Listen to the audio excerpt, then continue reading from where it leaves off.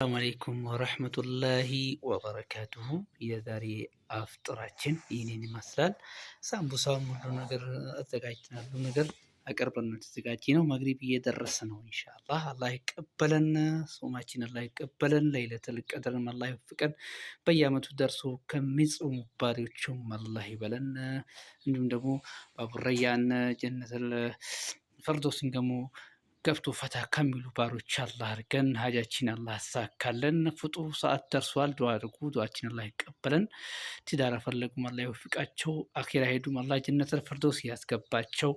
እንዲሁም በረሃ ላይ ያሉ አላህ ከተማን ያስገባቸው። ስራ የሌላቸው ስራ አላህ ይወፍቃቸው። ጭንቀት ላይ ያሉ ጭንቀታችን አላህ ያስወግድላቸው።